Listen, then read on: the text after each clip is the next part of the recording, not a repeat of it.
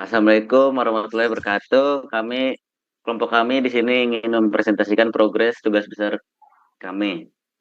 Pertama-tama perkenalkan, nama saya Fairuz Ahmad Zaidan dengan NIM 12022220103. Perkenalkan, nama saya Suzana Putri Hairunisa dengan NIM 12022223210. Perkenalkan, nama saya Sadam Naufal Erlangga dengan NIM 12022220390. Di presentasi kali ini kami ingin menyampaikan progres kita dengan perusahaan Apotek NS Pharma. Ini anggota kelompok kami, profil perusahaan. Pertama, sejarah NS Pharma. Apotek NS Pharma ini didirikan pada tahun 2017 yang berlokasi di Kabupaten Bandung. Pemilik sarana apotek ini adalah Muhammad Rafli Rahman dengan apoteker penanggung jawab apoteknya Cindy Putri Permatasari. Perusahaan ini bergerak di bidang farmasi. Apotek ini memiliki karyawan sebanyak 3 orang. Asal kata NS Pharma merupakan nama dari owner yang bernama Nisa. Apotek NS Pharma sebelumnya telah melakukan perlengkapan data sarana dan prasarana sehingga Dinas Kesehatan mengeluarkan izin operasional kepada Apotek NS Pharma pada tahun 2017 dan Apotek NS Pharma dapat melakukan pelayanan sesuai dengan ketentuan yang berlaku. Kemudian setelah 5 tahun dilakukan perpanjangan izin untuk mendapatkan izin operasional yang baru sehingga sampai saat ini Apotek NS Pharma beroperasional sesuai dengan izin yang berlaku dan sesuai peraturan perundang-undangan yang dimana Apotek NS Pharma. Apotek adalah sarana pelayanan kefarmasian tempat dilakukan praktik kefarmasian oleh apoteker. Selanjutnya, visi NS Pharma menjadi apotek yang unggul dalam pelayanan kesehatan. Tujuan apotek ini memberikan layanan kesehatan terbaik dan berkualitas kepada pelanggan dan masyarakat sekitar dengan menyediakan obat dan alat kesehatan dengan lengkap dan harga yang bersaing. Adapun misi NS Apotek ini menyediakan produk dan jasa layanan kesehatan yang unggul untuk memenuhi kebutuhan masyarakat dan meningkatkan mutu kehidupan, memberikan pelayanan kefarmasian prima ramah kepada masyarakat, menyediakan sediaan farmasi dan perbekalan kesehatan yang mempunyai izin edar, bermutu, aman, dan terjangkau, menjalin kemitraan yang harmonis dengan stakeholder, mengembangkan bisnis pelayanan kesehatan untuk meningkatkan pelayanan kesehatan di masyarakat sekitar. Lanjut oleh teman saya. Yang kedua ada value chain. Next. Yang pertama ada primary activity. Di primary activity ada 5. Yang pertama ada inbound logistik. Di inbound logistik ada pengadaan barang dari pedagang besar farmasi yaitu PBF yang resmi dan terdaftar. Kemudian ada pembelian rutin dan konsinyasi sebagai metode pengadaan.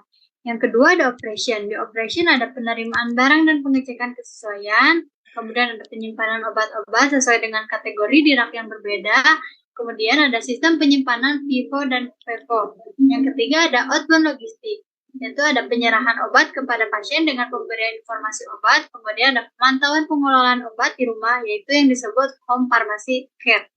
Yang keempat ada marketing and sales, yaitu ada proses penjualan obat kepada pasien. Kemudian ada pelayanan informasi obat yang disebut juga PIO untuk memberikan informasi yang akurat dan berkualitas kepada pasien.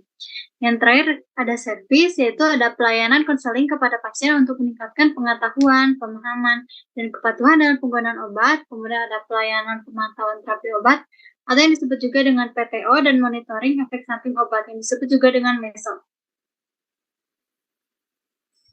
Yang kedua ada support activity. Di dalam support activity ada 4, yaitu yang pertama ada frame infrastruktur. Di dalam frame infrastruktur ada pengelolaan keuangan dan pembuatan laporan internal dan eksternal.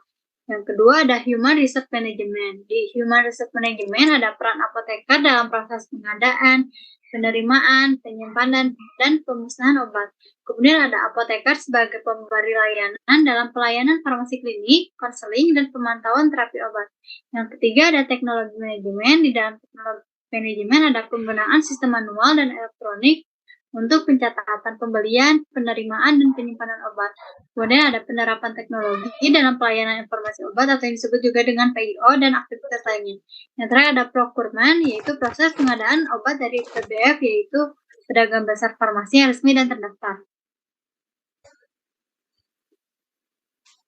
Yang ketiga ada manajemen proses. Di dalam manajemen proses ada 3. Yang pertama ada strategic manajemen.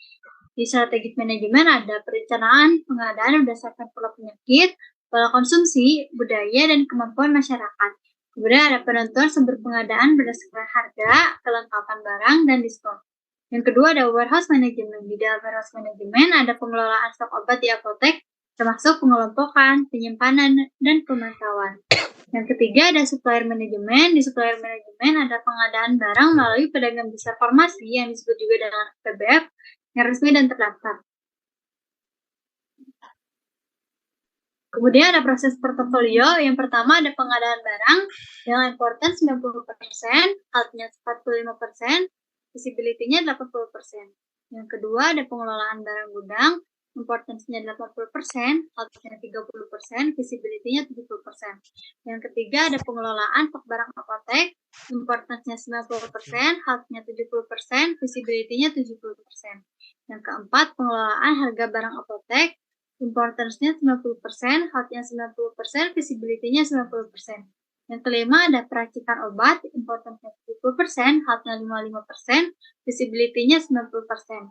Yang keenam ada pendistribusian barang kepada pelanggan, importance-nya 95%, outnya 80%, visibility-nya 80%. Yang ketujuh ada penjualan barang kepada pelanggan, importance-nya 95%, outnya 80%, visibility-nya 75%. Yang kedelapan ada penetapan diskon, yaitu importance-nya ada 70%, outnya 90%, visibility-nya 90%. Yang kesembilan layanan konsultasi dengan importance 90%, out 85%, visibility 80%. Yang kesepuluh layanan peracikan resep dokter dengan importance 70%, out 80%, visibility 90%. Yang ke-11 ada layanan pelanggan khusus dengan importance 60%, out 90%, dan visibility 90%. Kemudian ada 3 proses bisnis yang kami pilih. Yang pertama ada pengadaan barang. Kenapa kami pilih pengadaan barang? Karena pengadaan barang memiliki presentasi kepentingan yang tinggi, lalu memiliki tingkat kesehatan yang cukup rendah, dan juga memiliki tingkat kelayakan yang lumayan tinggi. Maka dari itu kami memilih proses tersebut dikarenakan tingkat kepentingannya tinggi, tetapi memiliki kesehatan yang cukup rendah di perusahaan. Yang kedua yang kami pilih ada pengelolaan barang gudang. Proses pengelolaan barang gudang dipilih karena memiliki presentasi kepentingan yang tinggi, tetapi memiliki tingkat kesehatan yang cukup rendah, dan juga memiliki tingkat kelayakan yang lumayan tinggi. Berarti proses ini layak untuk dimodelkan. Oleh karena itu, kami memilih memodelkan proses pengelolaan barang gudang. Yang ketiga ada peracikan obat. Proses peracikan obat dipilih oleh kami karena memiliki presentasi kepentingan yang cukup tinggi, lalu memiliki tingkat kesehatan yang rendah, dan juga memiliki tingkat kelayakan yang sangat tinggi. Berarti proses ini layak untuk dimodelkan. Oleh karena itu, kami memilih proses peracikan obat. Selanjutnya akan dibicarakan oleh teman saya. Ya, di sini pemodelan proses bisnis next.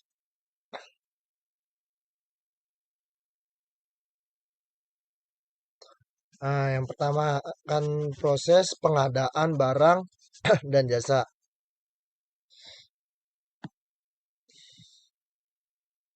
Next. Narasi di sini ada narasi proses bisnis pengadaan barang dan jasa. Proses pemesanan stok obat di Apotik NS Pharma dimulai dengan pemilihan supplier yang diprioritaskan berdasarkan diskon tinggi dan pengiriman cepat. Surat pesanan dibuat untuk setiap supplier, terbagi menjadi 3 jenis. Yang pertama narkotika, yang kedua psikotropika, dan yang ketiga obat selain narkotika atau psikotropika.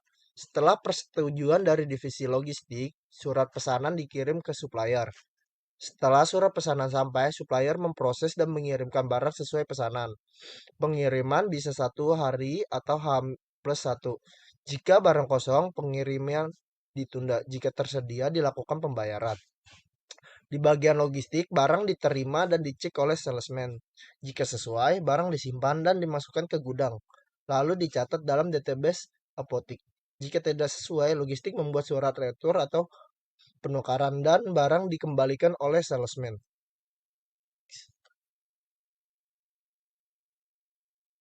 Ini contoh diagram basic BPN proses pengadaan barang atau jasa.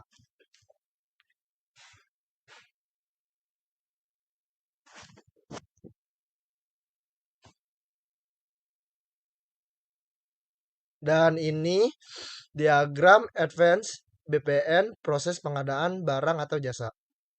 Next. Lalu ini ada subproses pemilihan suppliernya. Next.